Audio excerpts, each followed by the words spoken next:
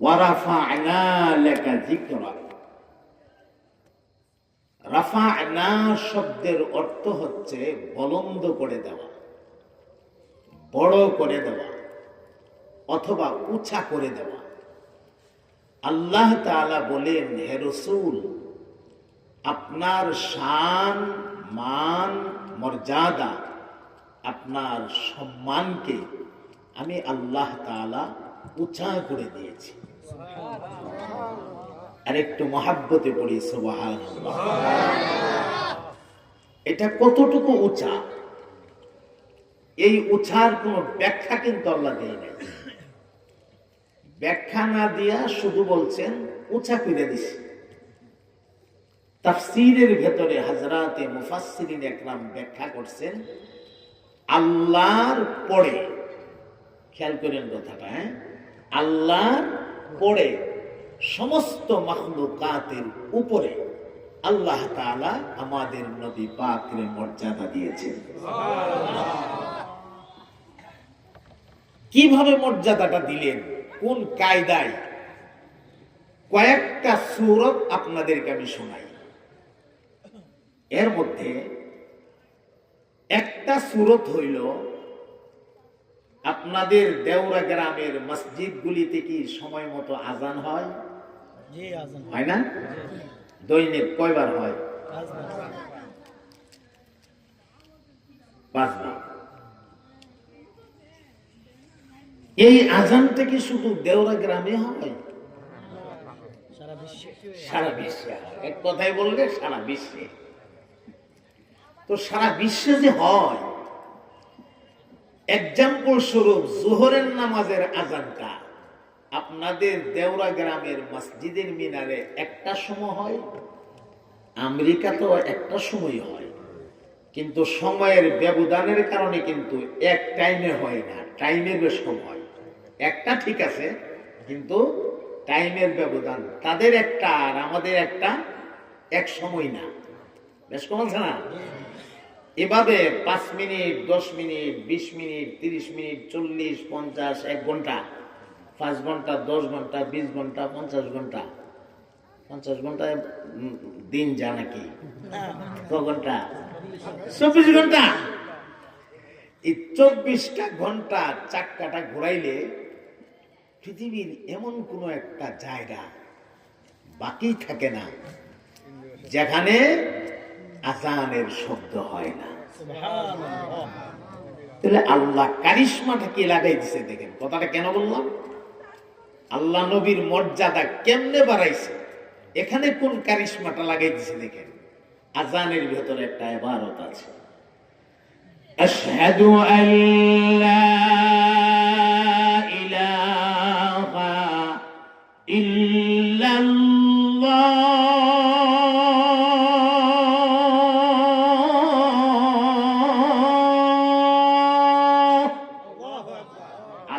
আল্লাহর ওয়াহদানিয়তের সাক্ষী দিলাম।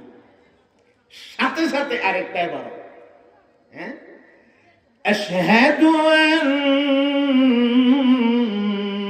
মুহাম্মাদার রাসূলুল্লাহ।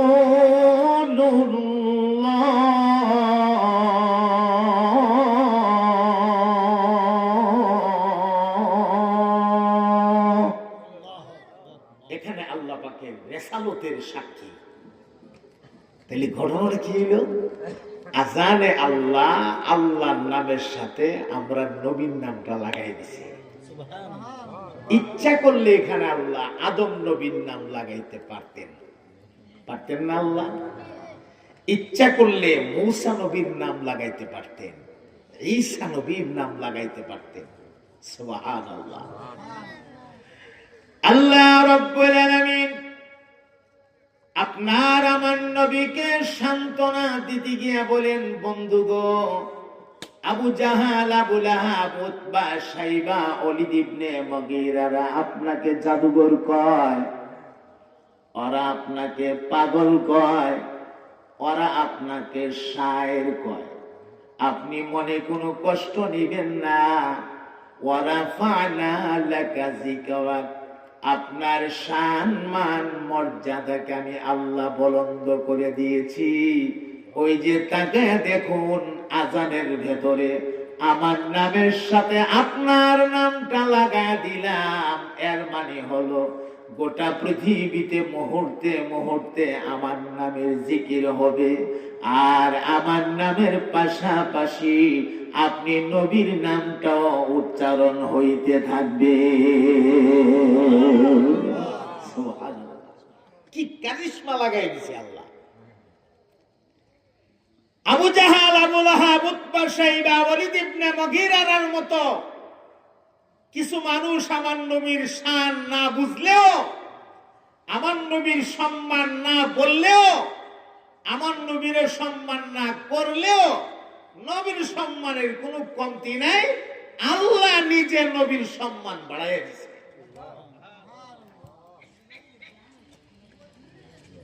আরেকটা কথা আপনাদেরকে শোনাই। আমাদের নবী পাক সাল্লাল্লাহু আলাইহি সাল্লামের টাইটেল গুলোর মধ্য থেকে একটা টাইটেলের নাম আছে ইমামুল মুরসালিন। আসেনি? ইমামুল মুরসালিন অর্থ হইল সমস্ত রসুলদের ইমাম। ইমাম শব্দের অর্থ নেতা, ইমাম শব্দের অর্থ সর্দার, ইমাম শব্দের অর্থ সর্বোচ্চ ফাইসালাকারী। আর সাধারণত ইমাম বলতে আমরা যারা নামাজের ইমামতি করে তারা ইমাম কই। আমরা যদি নামাজের ইমামতির ইমামও দূরি, সবগুলি তো আমার নবীর মধ্যে আছেই, বাকি নামাজের ইমামের ইমামতিও যদি ধরি, তবে আমরা নবী সব নবীদের ইমাম। এখানে একটু পেশ লাগতে পারে। পেশটা কেমনে? আমাদের নবী তো দুনিয়াতে আসছে সব নবীর পরে, আগে না পড়ে? সব নবীর পড়ে। তো সব নবীর পরে দুনিয়াতে আইসা সব নবীর ইমাম কেমনে হইল? যদি নামাজের ইমাম ধরি, এটা হইল কেমনে? সর্দার যদি ধরি মানলাম, নেতা যদি ধরি মানলাম, এটা মাইনা নেওয়া যায়। কিন্তু নামাজের ইমামের ইমামও আমরা নবী, এটা কেমনে বুঝে আসে না। এটা বুঝার জন্য একটা ছোট্ট কথা আপনাদেরকে বলি। আমরা নবীর মেরাজ বিশ্বাস করেন? সবাই কয় না, বিশ্বাস করেন? হাইরে, কিছু কপাল পোড়া আছে দুনিয়াতে, কপাল পোড়া। যারা আমার নবীর মেরাজে বিশ্বাস করে না, এরা কইটা কেমনে সম্ভব? এরা মাথা ধরে না, কইটা কেমনে সম্ভব? এটা বলে কেমনে সম্ভব? আরে তোমার বাড়ির ডাব গাছের মাথায় যদি মোটর ছাড়া, বিদ্যুতের খরচ ছাড়া এত বিশুদ্ধ পানির ট্যাঙ্কি মহান আল্লাহ লটকায় রাখতে পারে, অসংখ্য ট্যাঙ্কি, সেই মহান আল্লাহর দ্বারা কি এই ঘটনাটা ঘটানো সম্ভব না? তুমি কেন মাথাটা নষ্ট করতেছো? এটা কেমনে সম্ভব? এটা কেমনে সম্ভব? এই চিন্তা করার জন্য তোমার কে বলছে? আমরা বিশ্বাস করি আমার নবীর মেরাজ সত্য। বলেন আমার নবীর মেরাজ সুবহানাল্লাযী আসরা বিআবদিহি লাইলাম মিনাল মাসজিদিল হারাম ইলাল মাসজিদিল আকসা الذي باركنا حوله لنريه من آياتنا إنه هو السميع البصير।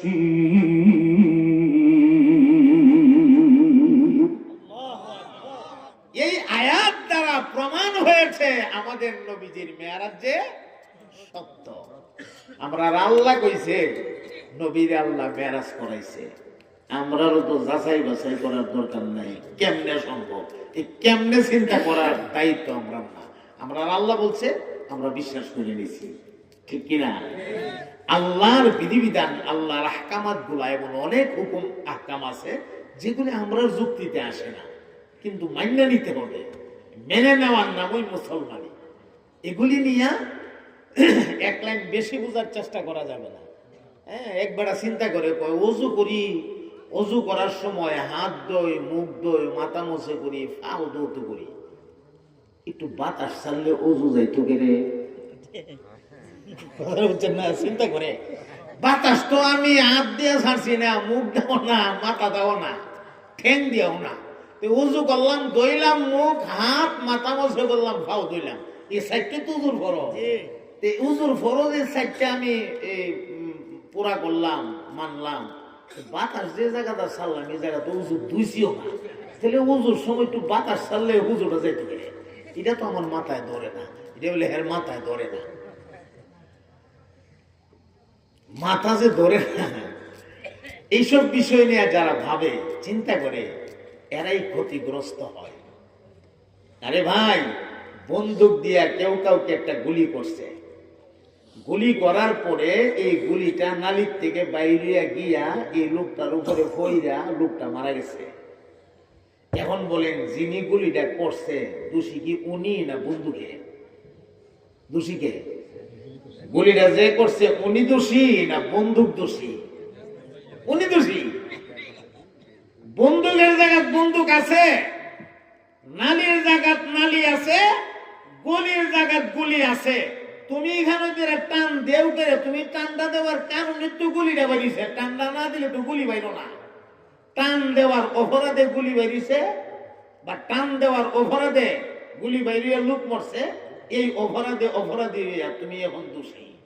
ঠিক আছে, গুলির জায়গাত গুলি আছে, এরপরে নালির জায়গাত নালি আছে। তুমি পটার কইরা বাতাস ছাড়লা কেন? ঠিক, তুমি অপরাধী, এই কারণে তোমার ওযু গেছে। এরা তো আর কোরআন হাদিস দিয়ে বুঝাবার কোনো সুবিধা নাই। এই জন্য সবকিছু নিয়ে কেমনে হইল এটা বলা যাবে না। আমার আল্লাহ যদি কয়ে থাকে হইছে, তাহলে আমরা বিশ্বাস করতে হবে হইছে। তাহলে মেরাজ আমার আল্লাহ বলছে, ওই আল্লাহ পাক এবং পবিত্র, যিনি ওনার বান্দা মুহাম্মদুর রাসূলুল্লাহ সাল্লাল্লাহু আলাইহি সাল্লামকে রাত্রকালীন ভ্রমণের মাধ্যমে মসজিদে হারাম থেকে মসজিদে আকসা নিয়েছেন, মসজিদে আকসা থেকে ঊর্ধ্ব ভ্রমণ আল্লাহর আরশ পর্যন্ত 7 আসমান পাড়ি দেওয়া, সিদরাতুল মুনতাহা পাড়ি দেওয়া, আরশ কুরসি পাড়ি দেওয়া, এরপরে আপনার লৌহ পাড়ি দেওয়া, 70,000 আগুনের পর্দা পাড়ি দেওয়া, 70,000 নূরের পর্দা পাড়ি দেওয়া, লা মাকান পাড়ি দেওয়া, লা জামান পাড়ি দেওয়া, আল্লাহ আল্লাহর হাবিবরে আল্লাহর আরশের মধ্যে নিয়ে গেছে। এই কথা সত্য। বলেন, এ কথা কি সত্য? আমি ইমামুল মুরসালিন কথাটা আপনাদের জেহেনে দিতেছি। আমার মুহতারাম ভাইরা, ওই মেরাজের রজনীতে আমার নবী পাকরে লইয়া জিবরাইল আমিন বুরাক নিয়ে যখন বাইতুল মুকাদ্দাসের এরিয়াতে ঢুকলেন, সেখানে ঢুকে তাকায় দেখে লক্ষ লক্ষ মানুষ দেখা যায়, মুখের সুন্দর চমৎকার দাড়ি, মাথার মধ্যে পাগড়ি, গায়ে লম্বা লম্বা জামা, লক্ষ লক্ষ মানুষ দেখা যায়। আমার নবী পাক ডাক দিলেন, রে জিবরাইল, ওরা কারা গো? এখানে এত মানুষের সমাগম কেন? এমনি জিবরাইল আমিন ডাক দিলেন, ইয়া রাসূলুল্লাহ, ওরা হইল আল্লাহর তরফ থেকে পাঠানো 1 লাখ বা মতান্তরে 2,24,000 পয়গাম্বর। সমস্ত পয়গাম্বরদের মনের একটা তামান্না ছিল, আপনি নবীকে এক নজর দেখা, এবং তাদের ইচ্ছা ছিল আপনার পেছনে 2 রাকাত নামাজ আদায় করা। তাদের মনের নেক তামান্না পুরা করার জন্য আল্লাহ রাব্বুল আলামিন আজকে তাদেরকে এখানে জমা করেছে। সামনে নামাজের মুসাল্লা রেডি, আপনি 2 রাকাত নামাজ আদায় করে দেন। আমার নবী নামাজের মুসাল্লাতে গিয়া 2 রাকাত নামাজ পড়ায়া ওই দিন থেকে আমার নবী ইমামুল মুরসালিন হয়ে গেছে। সমস্ত রাসূলের ইমাম। সুবহানাল্লাহ। এজন্য আল্লাহ রাব্বুল আলামিন ডাক দিয়া কয়, গো নবী,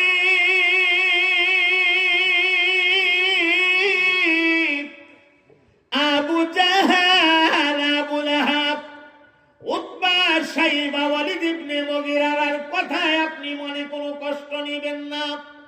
আমি আল্লাহ আপনাকে জানায়া দিলাম, ওয়ারাফা'না লাকা যিকরাক, আপনার শান মান মর্যাদাকে আমি আল্লাহ উঁচা করে দিয়েছি, আযানের মাধ্যমে উঁচা করে দিয়েছি। আযানের পরে নামাজ হয়। আমি জানতে চাই মুসলমানেরা, নামাজের ভেতরে আমার নবী পাকের উপরে দুরূদ শরীফ আছে না? সুবহানাল্লাহ।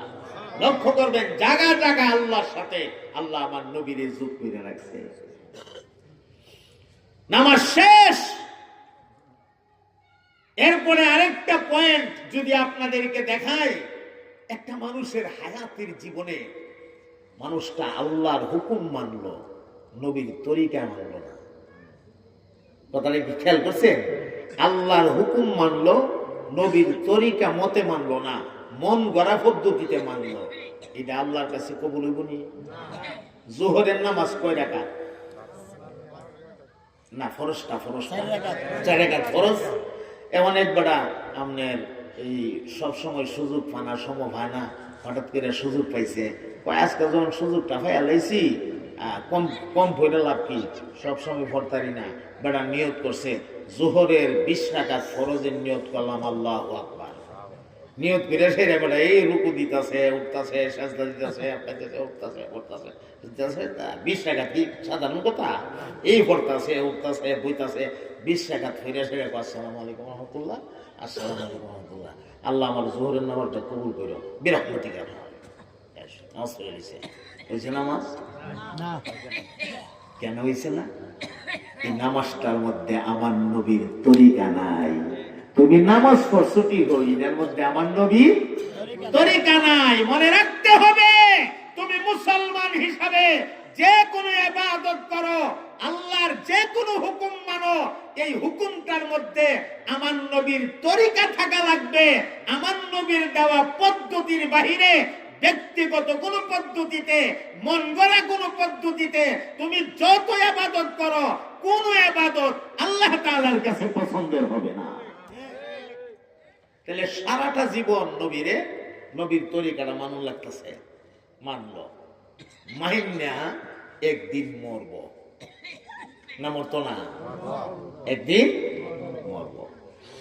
আরে মৃত্যুকে অস্বীকার করার কোনো কায়দা নাই। সবকিছু নিয়ে দ্বিধাদ্বন্দ্ব থাকলেও মরণ নিয়ে কোনো দ্বিধাদ্বন্দ্ব নাই, ঠিক কিনা? একদিন মরবেন। মুসলমান বন্ধু আমার, মরণের পরে জীবনের শেষ একটা গোসল আপনার হবে, শেষ গোসল। আপনারা মুসলমান হিসাবে ঈমানের আওয়াজে জবাব দিবেন, জীবনের শেষ গোসলটার মধ্যে আমার নবীর তরিকা আছে না নাই? সামান্য সীমিত বড়ি পাতার গরম পানি, এই পানিটা দিয়ে গোসল করানি লাগবে। যদি মনে করে আমার আব্বা এই পুকুরের মধ্যে সব সময় গোসল করত, 5-7-10 জনে মিল্লা ধরো শেষ গোসলটা পুকুরটার মধ্যে ডল্লা মিল্লা করে দিই, ওই বনি এই ঝর্ণাটা, গোসলখানাটা আব্বা বড় সুন্দর করে মরণের আগে বানাইছে। এখন আব্বা মইরা গেছে, আব্বার শেষ গোসলটা বুঝি পাতলা একটা পর্দা দেওয়া, বের দেওয়া, পর্দা দিয়া বের দেওয়া গোসলখানার মধ্যে বুঝি আব্বার শেষ গোসলটা হবে না।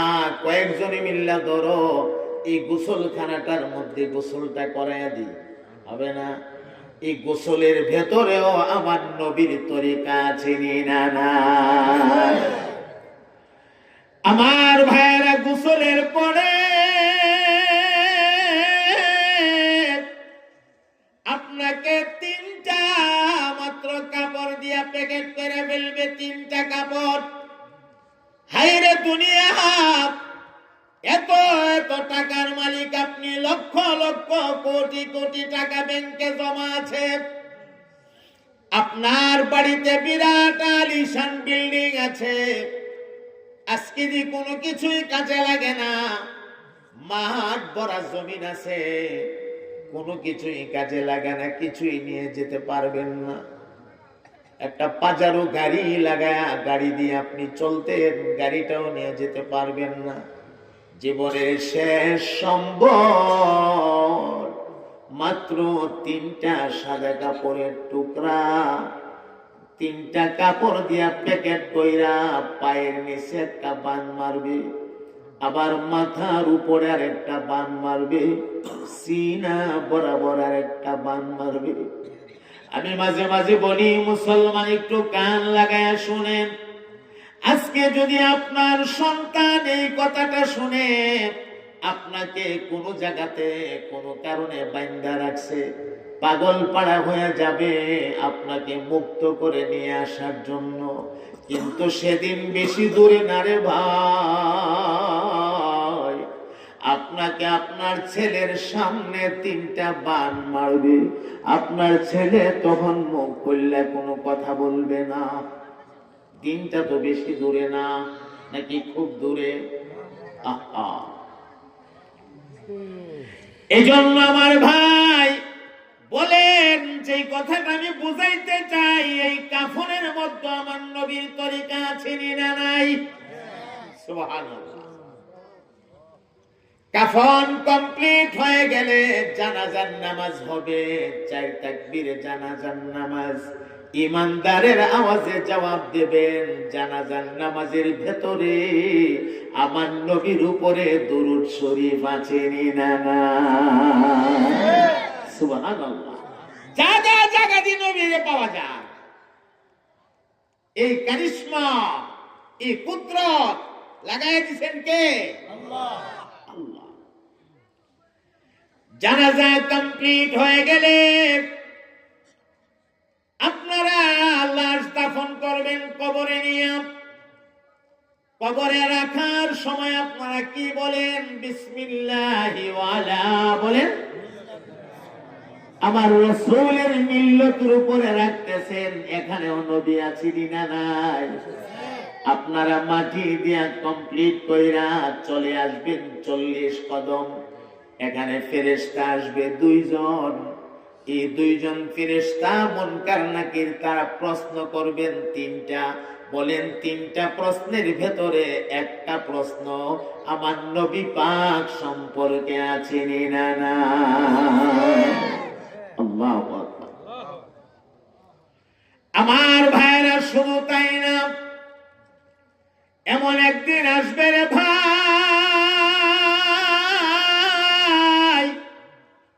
ওই যে মাওলানা জানে আলম সিদ্দিকী বলেছে, আমি শুনেছি, সবাই নফসি নফসি নফসি নফসি করবে, সবাই নফসি নফসি করবে, কাহার জন্য নির্ধারিত কোনো মাকাম থাকবে না।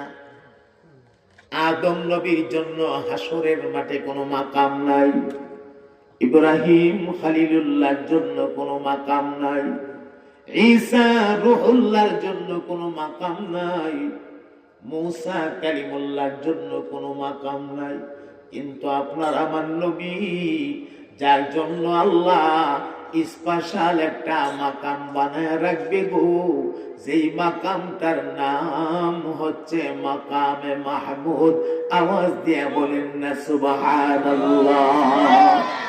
ومن الليل فتهجد به نافلة لك عسى أن يبعثك ربك مقاما محمودا।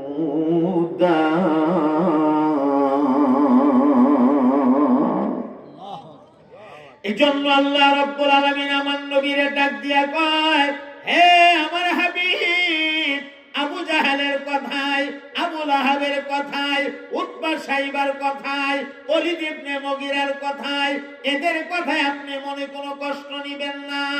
এরপরও একটা শ্রেণী থাকবে কিয়ামত পর্যন্ত আপনার বিপক্ষে তারা অবস্থান নিবে। আপনি নবীকে নিয়ে কটূক্তি করে করে বিভিন্ন রকমের কথা বলবে। নবী গো, এই কারণে আপনার মর্যাদার কোনো কমতি হবে না। আমি মহান আল্লাহ আপনার মর্যাদা বাড়ায়া দিছি। জায়গা জায়গা আমার নামের সাথে আপনার নাম রাখছি।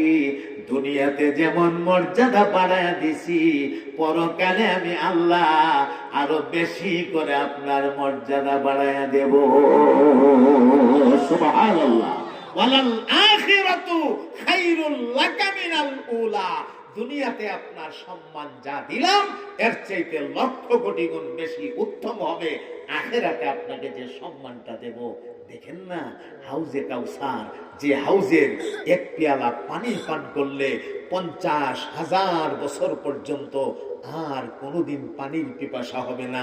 বলেন তো এই হাউজের মালিক আল্লাহ কারে বানাইছে? আমাদের নবী।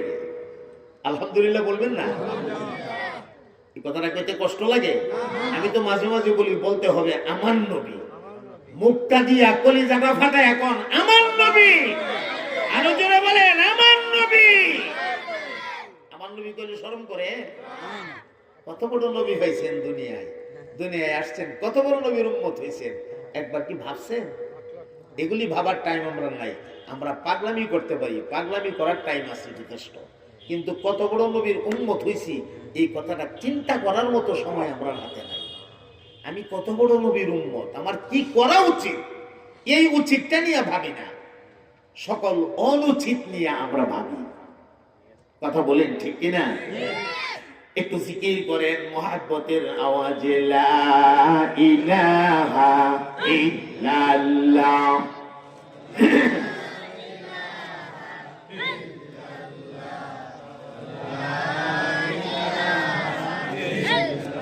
মাশাআল্লাহ, মুহাব্বতে পড়েন, লা ইলাহা ইল্লাল্লাহ, লা ইলাহা ইল্লাল্লাহ, লা ইলাহা ইল্লাল্লাহ, লা ইলাহা ইল্লাল্লাহ।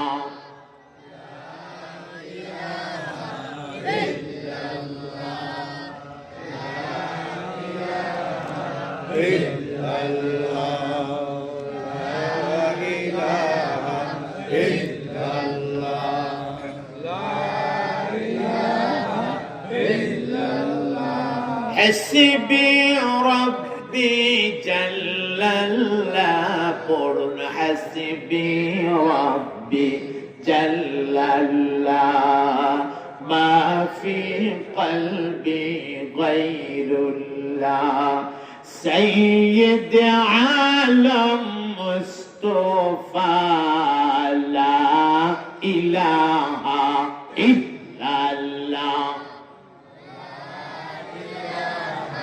মাশাআল্লাহ, মুহাব্বতে পড়েন, লা ইলাহা ইল্লাল্লাহ,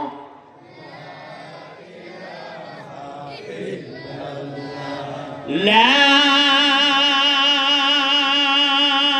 ইলাহা ইল্লাল্লাহ মুহাম্মাদুর রাসূলুল্লাহ। সাল্লাল্লাহু। এজন্য ভাই, হে দেওড়া গ্রামের ভাইয়েরা, হাতে পায়ে ধরে অনুরোধ করে বলে দিয়া যায়, আমরা সবাই এক নবীর উম্মত। আমাদের কিতাব এক, আমাদের খানায়ে কাবা এক, আমাদের সব কিছু এক। আমরা এক নেক হয়ে থাকা লাগবে। ভাই ভাই আলাদা আলাদা থাকার কোনো কারণ নাই। আমরা ভাই ভাই হয়ে যদি থাকতে পারি, দুনিয়ার মুসলিমরা আমাদেরকে ভয় পাবে। আমি তো মাঝে মাঝে বলি, যেদিন মুসলমানের সংখ্যা ছিল কম, তখন মুসলমানের আঙ্গুলের ইশারায় দুনিয়া থরথর করে কাঁপতো। আজকে এত মুসলমান থাকার পরেও বেদিনরা আমরারে শাসন করে একটি মাত্র কারণ, আমাদের মধ্যে ঐক্য নাই। আমাদের মধ্যে কি নাই? ঐক্য নাই। খোদার কসম করে যদি বলি আমাকে কাফারা দেওয়া লাগবে না, আজও যদি গোটা পৃথিবীর সমস্ত মুসলিম উম্মাহ এক হতে পারে, নেক হতে পারে, একটা প্ল্যাটফর্মে দাঁড়াইতে পারে, গোটা দুনিয়াতে এখনো মুসলমানরা শাসন করবে, মুসলমানরা শাসন করবে, মুসলমানের আঙ্গুলের ইশারায় এখনো দুনিয়া থরথর করে কাঁপবে। কিন্তু এক হতে আমরা পারবো না, আর সেই শাসন আমরা করতেও পারবো না। হাতে পায়ে ধরে বলছি, এক হও, পাগলামি করো না। দুনিয়ায় অনেক পাগলামি হয়েছে, আর কত পাগলামি? পাগলামি ছেড়ে দিতে হবে। হ্যাঁ, পাগলামি করব। পাগল যদি আমার হওয়া লাগে, আমি 2 জনের পাগল হব। বলেন কয়জন? সবাই কয় না যে একজন হলেন আমার আল্লাহ। আল্লাহর পাগল বনবো, আল্লাহকে সবচেয়ে বেশি ভালোবাসবো, ঠিক কিনা? 2 নাম্বার হলেন আমার নবী রাহমাতুল লিল আলামিন মুহাম্মাদুর রাসূলুল্লাহ সাল্লাল্লাহু আলাইহি ওয়াসাল্লাম। পাগল যদি বনন লাগে, আমি আমার নবীর পাগল বনবো, কারণ এই 2 জন ছাড়া আমি চোখটা বন্ধ করলে আমার আপন বলতে আর কেউ নাই। এখন আপনি মইরা যান, এখন মইরা যান, আপনার গোসল হলো, কাফন দাফন কমপ্লিট হলো, হুজুরে বলতেছে, বাবা রে, তোর আব্বা আমরার সাথে বড় মহাব্বত ছিল, আমরা বড় মায়া করতো, কবরটা দিয়েছি এই আলগা জায়গা, আবার শিয়াল কুকুরে লাশটা লইয়া জাগা, এটা কাজ করস না বাবা, একটা রাত তোর বাবার কবরটা একটু পাহারাদারি কর। পোলায় তখন জোর হাত করে কব, হুজুর আমার বিপদে ফেলে দিয়েন না হুজুর, আমার বড় ভয় লাগে, আমি পারবো না। কার জন্য আপনি এত পরিশ্রম করছেন? সুদ খায়া, ঘুষ খায়া টাকা জমাইছেন, আরেকজনের মাথার বাড়ি দিয়া জায়গা দখল করে দিয়ে গেছেন, কার লাগিয়া? আপনার কবরটা দিয়ে একটার এক পাহারা দিতে রাজি হয় না। এই কারণে আমি বলি, আপন বলতে কেউ নাই, আপন বলতে তোমার 2 জন আছে, একজন হলো আল্লাহ, দ্বিতীয় জন হলো মুহাম্মদুর রাসূলুল্লাহ। চিৎকার দিয়ে বলো ঠিক কিনা? কারে তুমি আপন মনে করো? আপন আপন করসিরে মন, আপন তোমার কেহ না। আপন আপন করসিরে মন, আপন তোমার কেহ না। যিনি তোমার আপন হবে, শুয়ে আছেন মদিনা। আওয়াজ দিয়ে বলেন কথা ঠিক কিনা? তাহলে প্রেম লাগাও, ভালোবাসা লাগাও, নবী পাকের সাথে লাগাও, যেমনে নবী কয়ে গেছে এমনে লাগাও। কথা কয় না ঠিক কিনা? নবীরে ভালোবাসতে কোনো নিষেধ, নবীরে ভালোবাসলে কোনো মন্দ কথা, নবীর সাথে ভালোবাসা লাগাইলে খারাপ কথা, এটা দুনিয়ার সবচেয়ে উত্তম কথা। কারণ নবী নিজে বলছে, যেই লোকটা তার ছেলে মেয়ে আত্মীয় স্বজন এমনকি তার স্ত্রী তার আওলাদ এর হলে তার ধন সম্পদ তার নিজের জানের চাইতেও আমি নবীরে বেশি ভালো না বাসবে, সে পরিপূর্ণ মুমিন হতে পারবে না। কথা তো পরিষ্কার। ভালোবাসবেন, একটা কথা মনে রাখতে হবে, ভালোবাসবেন কেমনে? আমার নবী কইছে যেমনে, এই কথাটা শুধু মাথায় রাখবেন। নবীরে ভালোবাসবেন, অবশ্যই ভালোবাসবেন।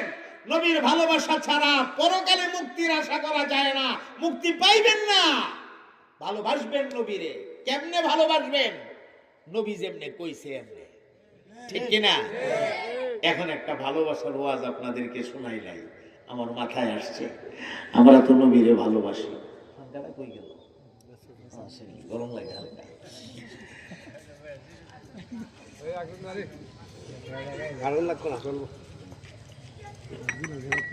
একটা ভালোবাসার কথা কয়ালাই, আমরাও তো ভালোবাসি। আমার নবীর একটা পাগল, খুব মনোযোগ দেন, হ্যাঁ? আমার নবীর একটা পাগল ইয়ামন দেশ থেকে, ইয়ামন দেশ তার বাড়ি, নবীর উপরে প্রতি রাত ঘুমের আগে 1000 বার দুরূদ শরীফ পড়ে পড়ে ঘুমা। সুবহানাল্লাহটা ছোট হয়ে গেছে। চিন্তা করছেন আমি বিষয়টা? আপনি বুকটার মধ্যে হাত দিয়ে ধরে একটু ভাবেন না, আপনি কয়বার দুরূদ পড়ে ঘুমান? আহারি, আমরাও তো নবীর এশকের দাবি করি না? 1000 বার দুরূদ শরীফ পড়ে পড়ে ঘুমাইতো। আর একটাই তার দাবি, আল্লাহর কাছে হাত তুললে কইতো, আল্লাহ নবীর রওজাত না নিয়া দয়া করে আমারে মরণ দিও না। আর হুজুরে কন্যা সুবহানাল্লাহ, আল্লাহ নবীর রওজাত না নিয়া দয়া করে আমারে কি দিও না। আমার ভাইয়েরা, লোকটার নাম হযরত আব্দুল্লাহ ইবনে যাকাব ইয়ামনি। ইয়ামন দেশ থেকে এইভাবে প্রতি রাত মুনাজাত দিতেন, কানতেন আর দোয়া করতেন। আল্লাহ রাব্বুল আলামিনের দরবারে ইয়ামনির মুনাজাতটা কবুল হয়ে গেছে। আল্লাহ পাক ইয়ামনিকে হজ্জে বাইতুল্লাহর তৌফিক দিয়েছে, বাইতুল্লাহর কিনারায় চলে আসছে। আল্লাহর ঘর বাইতুল্লাহর কাজ কমপ্লিট কইরা, হজের কাজ কমপ্লিট কইরা এখন পাগল হয়ে গেছে। কতক্ষণে গো, মদিনা মুনাফফারা আমার নবীর রওজাতে আমি যাব। সঙ্গে ঘোড়া নাই, গাধা নাই, উট নাই, এ ভাই পায়ে হাইটা যাওয়া ছাড়া কোনো বিকল্প নাই। এখনের মতো তখনকার সময় তো এত সুন্দর রাস্তাঘাটও ছিল না। উঁচা নেচা পাহাড় পর্বত, মরুভূমির বালিয়ার পাথর, এই রাস্তাগুলো পাড়ি দিয়া পায়ে হাইটা মদিনা মুনাফফারার দিকে রওনা হয়ে গেছে। আল্লাহ, হাঁটতে হাঁটতে পা দুইটা একদম ফুলে গেছে। যেখানে তন্দ্রা ভাব আসে, আসবাবপত্রের উপরে মাথাটা দিয়া সেখানে একটু আরাম করে ঘুমায়া যা। আবার শরীরে একটু শক্তি সঞ্চয় হলে আবার সামনের দিকে চলে। এইভাবে যাইতে যাইতে যাইতে যাইতে মদিনা মুনাফফারা শহরের ভেতরে ঢুকে পড়ছে। মনের আশাটা আল্লাহ হয়তো পুরা করবে। মদিনা মুনাফফারা ঢুইকা মদিনার মানুষের জিগা, আমার নবীর রওজা মোবারকটা কোন দিক দিয়া? মানুষের রাস্তা দেখায় দিছে। হযরত আব্দুল্লাহ ইবনে যাকাব ইয়ামনি পাগলের মতো হইয়া রওজা শরীফের কিনারায় গিয়া রওজার সামনে দাঁড়ায় গেছে। যেই মানুষটা প্রতি রাতে 1000 বার দুরূদ পইরা পইরা আমার নবীর রওজায় হাদিয়া পাঠাইতো গো, এই মানুষটা রওজার কিনারাতে দাঁড়ায় গেছে। মনের অবস্থাটা কেমন হবে এটা বুঝাবার মতো ভাষা আমার কাছে নাই। রওজার কিনারায় দাঁড়াইয়া রওজা শরীফ থেকে এক মুষ্টি মাটি হাতে লইয়া এই মাটিটারে একবার চুমু খা, একবার কপালে লাগা, মাটিটারে একবার বুকের মধ্যে লাগা, আর কলিজা ভাঙ্গা আওয়াজ দিয়া দিয়া আমার নবীরে সালাম দিতেছে, বারবার সালাম দিতেছে। এই যে চিত্রটা, এই চিত্রটা দেখা পালাইছে দূর থেকে এক শিয়া। শিয়া হলো তারা যারা হযরত আলী রাদিয়াল্লাহু তাআলা আনহুর শেষ নবী মানে। ওই শিয়া লোকটা দেখা মনে মনে কয়, আজকে তোর জনমের একটা শিক্ষা দিয়া ছাড়বো। আস্তে আস্তে করে কাছে আসছে, আসসালামু আলাইকুম ওয়া রাহমাতুল্লাহ, সালামও দিছে। আসলে ভাই এটারে বলা হয় আরবিতে কালিমাতু হাক্কিন উরিদা বিহাল বাতিল, কথা সুন্দর কিন্তু মতলব খারাপ। ঠিক, কথা সুন্দর মতলব কি খারাপ। সালাম দিয়া ডাক দে রে ভাই, আপনার নাম কি গো? বেলা আমার নাম কোথায়? বারে বাড়ি আমার ইয়ামনে। আরে ইয়ামন দেশ থেকে আসছেন, আপনি বুঝি নবীর এত পাগল? আপনি নবীর যে এত পাগল, আমি দেখে আশ্চর্য হয়ে গেছি। আমি নিজেও কিন্তু নবীর একজন পাগল। আসেন না, আজকের জোহরের নামাজের পরে একটু দাওয়াত নেন না। আমার বাড়িতে দুই ভাই মিলে একসাথে 4টা ভাত খাবো। হযরত ইয়ামুনি মনে মনে ভাবতেছেন, এটা তো ভালো কথা, দাওয়াত তো গ্রহণ করাও সুন্নত, তাছাড়া খাওয়ান তো লাগবে আমার, কোথাও না কোথাও তো খাইতে হবে। আচ্ছা ঠিক আছে ভাই, আপনি নামাজের পরে এখান থেকে আমার আয়সা নিয়ে যায়েন। জোহরের নামাজের পরে ওই লোকটা আয়সা হযরত ইয়ামুনিকে রওজা শরীফের কিনারাতে পাইছে। চলেন ভাই চলেন কইয়া নিয়ে গেছে বাড়িতে। ও ভাই, বাড়িতে নিয়ে একটা ঘরের মধ্যে বসাইয়া লোকটা বললেন, আপনি একটু বসেন, আমি একটু আসি। বসেন আসি কয়া দিয়া বন্ধু মহলের কিছু বন্ধু বান্ধবরে একত্রিত কইরা নিয়ে আসছে।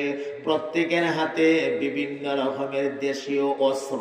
আমার ভাই খাওয়ানির জন্য তো আনছে না, উদ্দেশ্য তো ভালো না। হযরত ইয়ামুনির হুজরাটারে চতুর্দিক থেকে গ্রাউ করে ফেলেছে। যেই লোকটা দাওয়াত দিয়েছিল, এই লোকটা ইয়ামুনির সামনে একটা তলোয়ার নিয়ে দাঁড়াইছে। ইয়ামুনির চেহারা বরাবর তলোয়ারটা ধইরা লোকটা ডাক দিয়া করে, ইয়ামুনি এখনো সময় আছে, মুহাম্মদের উপর দুরূদ শরীফ পড়াটা বন্ধ করে দে, বাঁচতে যদি চাস, আর নচেত তোকে এই মুহূর্তে দুনিয়ার থেকে বিদায় করে দেওয়া হবে।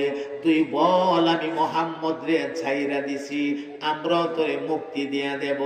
আমার মুহতারাম ভাইরা, হযরত ইয়ামুনি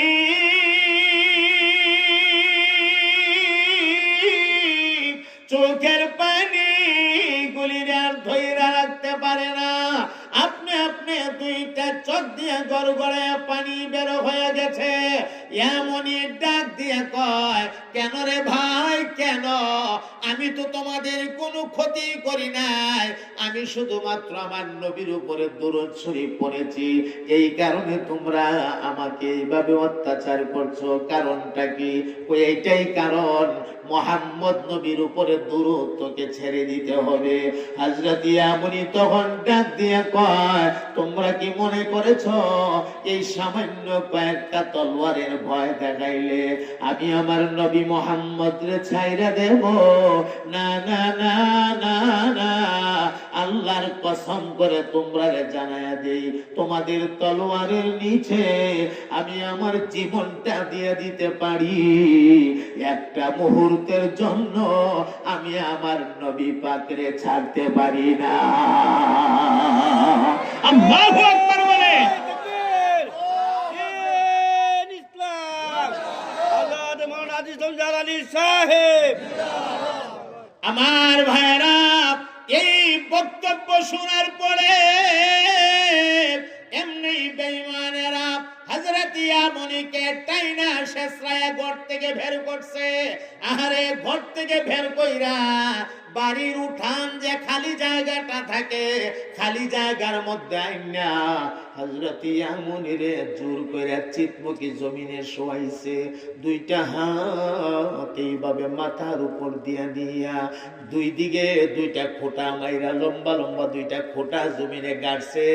ওই খোঁটাগুলির সাথে দুইটা হাত রে শক্ত করে বাঁধিছে, যেন নড়াচড়া করতে না পারে।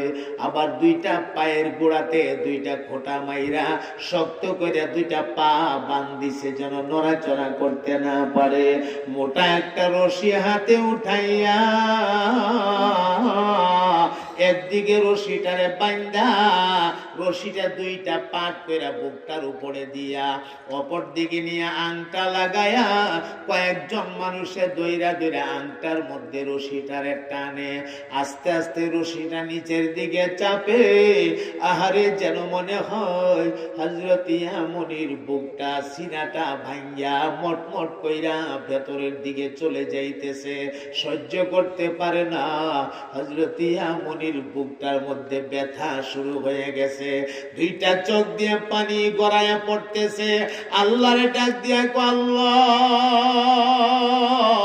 আমি বুঝছি গো, আমার ইমানের পরীক্ষা বুঝি তুমি শুরু কইরা দিছো। এ মালিক, তুমি তো সব জানো, তারপরও তোমারে জানায়া দে, তোমার জন্য আমি জীবন দিতে পারি, লেকিন এক মুহূর্তের জন্য তুমি আল্লাহকে আমি ছাড়তে পারি না। আমার ভাইরা, ওরা বাইন্দা কমপ্লিট কইরা যেন নড়াচড়া করতে না পারে। যেই দুশ্মনটা দাওয়াত দিয়ে আনছিল, এই লোকটা ইয়ামনির বুকটার উপরে জানু পাইরা বসছে, জানু পাইরা, আহারে বুকের উপরে জানু পাইরা বৈশা আস্তে করে গলাটার মধ্যে ধরে চাপ দিছে। দেখবেন গলার মধ্যে ধরে চাপ দিলে কিন্তু জিহ্বা বের হয়ে যায়। হযরত ইয়ামনির জিহ্বাটা সামান্য একটু বের হয়ে গেছে। এমনি একটা আংটা, ওই যে আমাদের দেশের বড়শি, যেই বড়শি দিয়া মাছ ধরে, মাছ এমন একটা সুক্কা আংটা, ওই আংটাটা চাপ দিয়া ইয়ামনির জিহ্বাটার ভিতরে ঢুকাইয়া দিছে। আমার ভাইরা, আংটাটার মধ্যে ধরে টান মাইরা জিহ্বাটারে বাহির কইরা হাতের ধারালো ছুরি দিয়া ইয়ামনির জিহ্বাটারে মাঝখান দিয়া ডাইরেক্ট কাইটা আলাদা কইরা ফেলছে। আরে জিহ্বা আলাদা কইরা নির্যাতন শেষ হলো না, ইয়ামনির হাতে পায়ের বানগুলি খুলছে। হাতে পায়ের বানগুলি খুললা ইয়ামনির কাটা জিহ্বাটা ইয়ামনির হাতে দিছে।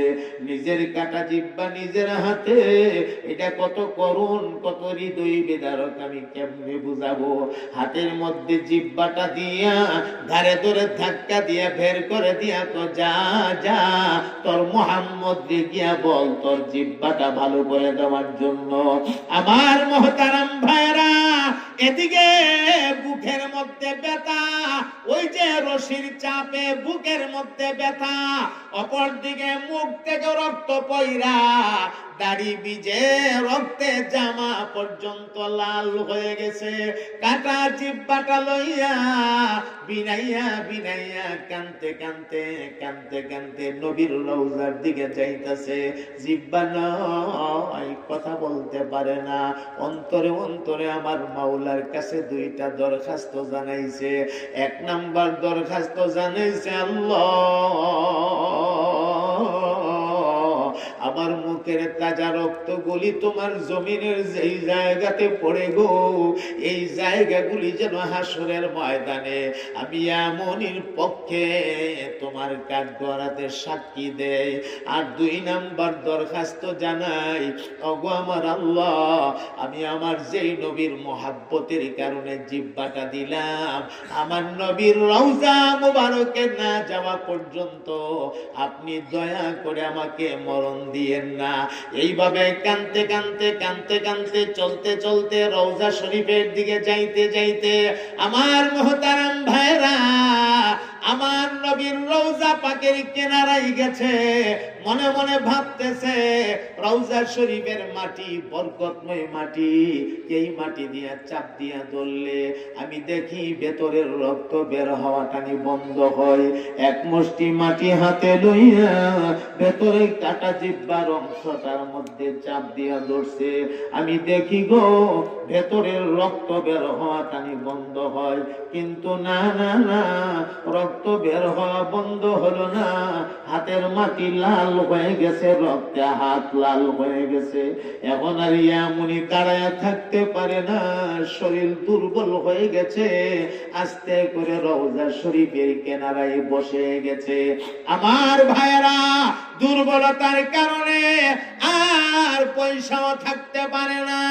এমনি আস্তে করে একটু তাকিয়া লাগায়, তাকিয়া একটু হেলান দিছে। এইভাবে রওজা শরীফে হাতটা দিয়া হেলান দিছে। ভাবলেন একটু আরাম করি, শান্তি লাগতেছে না, জিহ্বা কাটা প্রচন্ড ব্যথা। এইভাবে যখন ধাক্কাটা লাগাইছে রে ভাই, এমনি দুইটা চোখের ভেতরে ঘুম চলে আসছে। আর যেই মাত্র ঘুমায় গেছে গো, এমনি স্বপ্ন যুগে তাকায় দেখে আমার নবী, রওজার নবী ইয়ামনির সামনে দাঁড়ায় গেছে। আল্লাহু আকবার বলেন চিৎকার দিয়া। আমার নবীর কলিজা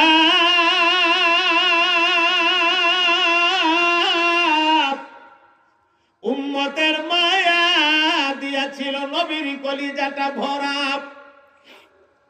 আমার নবী পাক ইয়ামুনির এই অবস্থাটা দেখা নবী আমার ডাক দিলেন, কে রে তুমি? কি তোমার নাম? কোথায় তোমার বাড়ি? তোমার এই অবস্থা কেন? প্রশ্ন করলে কি হবে? কথা তো আর বলতে পারে না, কথা বলার তো ক্ষমতা নাই। আমার ভাই আস্তে আস্তে করে সামনের দিকে আগা। আবার নবী ডাক দিছে, আয় আয় আমার দিকে আয়। নবীও কদম কদম সামনে আগা।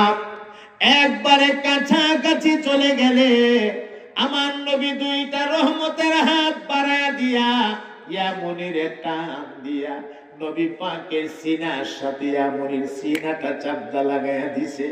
ইয়ামুনির বুকের তাজা রক্ত রাহমাতুল লিল আলামিনের বুক মোবারকটা লাল হয়ে গেছে। আমার নবী ডাক দিয়া তাকায়া দেখ রে, তোর মুখের রক্তগুলি আমার বুকে নিয়েছি।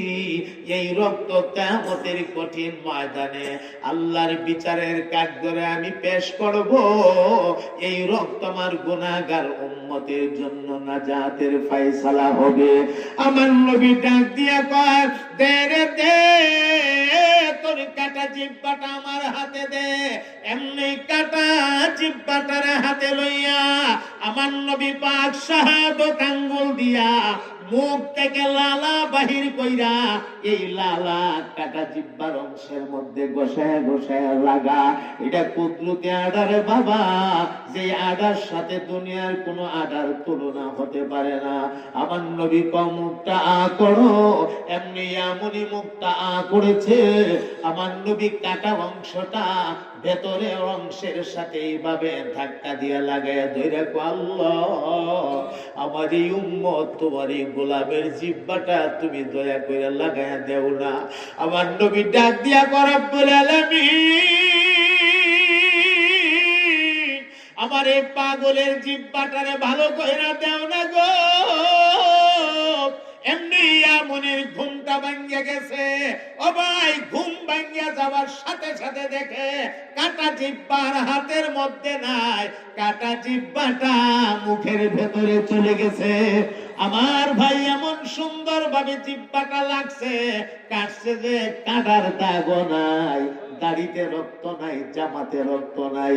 যেন মনে হয় আমার আল্লাহ কুদরতি ভাবে আল্লাহ হাউজে কাউসারের পানি দিয়া যেন গোসলটাও করাইয়া দিছে। এই হলো আশিকে রাসূল, নবীর ইশকে পাগল হইয়া জিহ্বা দিয়া দিছে। আরে নবীর ইশকে পাগল হইয়া মাথা দিয়া দিছে, গলা দিয়া দিছে। এমন হাজার হাজার ঘটনা আছে। আজ পর্যন্ত পৃথিবীতে এমন অনেক মুসলমান আছে, আমার নবীর এমন অনেক পাগল আছে, নবীর জন্য জীবন দিতে রাজি, নবী পাকরে ছাড়তে রাজি না। কথা বলেন ঠিক কিনা? আমার ভাইয়েরা, এখনো পর্যন্ত কিছু মানুষ আছে দেখবেন আমার নবীর নিয়ে কটূক্তি করে করে মাঝে মাঝে কথা কয়, ব্যঙ্গ করে কথা কয়। এটা আবু জাহেলের জমানায় ছিল, নবীর যুগে ছিল, এখনো আছে। আল্লাহ নবীর সান্ত্বনা দিয়া কয়, টেনশন নেবেন না, আমি আল্লাহ আপনার মর্যাদা বাড়াইয়া দিছি, আপনার সম্মান বাড়াইয়া দিছি। আপনার সম্মান জগতের কেউ কমানোর মতো ক্ষমতা নাই। সুবহানাল্লাহ। চাবি আল্লাহর কুদরতি হাতে। আল্লাহ রাসূল পাকের সম্মান রে বাড়াইয়া দিছে। মুহতারাম হাজিরিন, এই যখন ঘটনাটা ঘটে, এই ঘটনাটা ঘটার সময় ওই যেই লোকটা জুলুম কইরা হযরত আব্দুল্লাহ বিন জাকবিয়া মনির জিহ্বাটারে কাটছে, এই লোকের নিজের ছেলে পর্দার আড়াল থেকে পুরা ঘটনাটা দেখছে। আর সে মনে মনে ভাবতেছে, নিশ্চয়ই এখন কোনো একটা বেকায়দা হবে, আমার বাবার উপরে কোনো একটা আযাব নাজিল হয়ে আসবে, কোনো সন্দেহ নাই। এই ভাবনা ভাবতেছে, তো ভাবতেছে এই লোক তো চলেই গেছে, কিন্তু যেই লোক নবী পাকের জিহ্বাটা, যেই লোকটা আব্দুল্লাহ বিন জকব ইয়ামুনির জিহ্বাটা কাটছিল, এই লোকটা আস্তে আস্তে আস্তে আস্তে সূরত পরিবর্তন হইয়া এটা বানরের আকৃতি ধারণ করতেছে। আরো জোরে কান। আস্তে আস্তে কি হইতেছে ভাই? বানর। বানরের আকৃতি ধারণ করতে করতে করতে করতে এক পর্যায়ে কমপ্লিট বানর হয়েই গেছে। এখন ছেলে তো বাবার জন্য তো মায়া থাকবেই, যেভাবে হোক এই বানরে আটকায়া দড়ি দিয়া বাইন্দা থইছে, থইয়া গিয়া ওই পোড়া লোকরে হযরত আব্দুল্লাহ বিন জকব ইয়ামুনিরে তালাশ করতেছে। খুঁজতে খুঁজতে খুঁজতে খুঁজতে রওজার কাছে গিয়া দেখে হযরত আব্দুল্লাহ বিন জকব ইয়ামুনি দাঁড়ায়া দাঁড়ায়া দুরূদ শরীফ পড়তেছে। ও চেহারাটা তো মিলে, এই লোকটাই তো সেই লোকটা, কিন্তু এই লোকের তো জিহ্বা কাটতে দিছিল আমার বাবা, লোকের তো জিহ্বা কাটা নাই, কেমনি কি করি? আস্তে আস্তে কাছে গিয়া জিগা, ভাই আপনি কি সেই লোক যে কিছুক্ষণ আগে আপনার জিহ্বাটা কেটে দেওয়া হয়েছিল? হ্যাঁ আমি ওই সেই লোক। এমনি পায়ে ধরে মাপ চাইতেছে, হুজুর আমাকে দয়া কইরা আমার আব্বার তরফ থেকে আমি মাপ চাই, দয়া কইরা আমার আব্বার আপনি মাফ করে দেন। কি হয়েছে তোমার আব্বার? তো আমার আব্বা বানর হয়ে গেছে গা। বানর হয়ে গেছে গা, তা আমি কি করব? আমার তো কিছু করার নাই। হুজুর দয়া করে একটু চলেন না। আমি তো আল্লাহরে কইছি না তোমার আব্বারে বানর বানাইতো, তা আল্লাহ তোমার আব্বারে বানর বানাইয়া দিছে, তুমি আল্লাহর কাছে কও। হুজুর আপনি একটু চলেন দয়া কইরা। হাতে পায়ে ধইরা নিয়ে গেছে।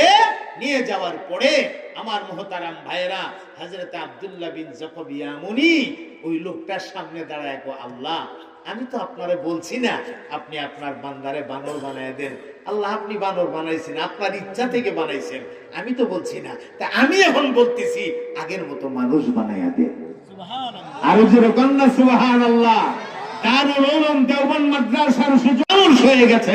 আল্লাহু আকবার বলে মানুষ হইয়া সঙ্গে সঙ্গে ওনার পায়ে ধরে মাপ চায়া কয়, আমারে এই মুহূর্তে কালিমা পড়াইয়া দেন, আমি কালিমা কইরা নবীর দলে ঢুকতে চাই, আমি নবী ওয়ালা হইতে চাই, নবীর মহব্বত দিয়া আপনার মতো আমার কলিজাটা পড়তে চাই। এই জন্য আমার দেওড়া গ্রামের মহব্বতের ভাইয়েরা আপনাদেরকে অনুরোধ করে বলবো, আপনারা দুইটা কাজ করবেন, দুই জায়গাতে ভালোবাসা লাগাইবেন। আমার ওয়াজের মূল খোলাসা কিন্তু এই কথাটাই, দুই জায়গাতে ভালোবাসা লাগাইবেন, এক আল্লাহর সাথে আর এক নবী পাকের সাথে। আর লাগাইবেন যে মন গড়া কোনো পদ্ধতি না, যেই পদ্ধতি কোরআন হাদিসে বর্ণনা আছে ঠিক সেই পদ্ধতিতে। কথাটা বুঝতে পারতেছেন না? মন গড়া পদ্ধতিতে।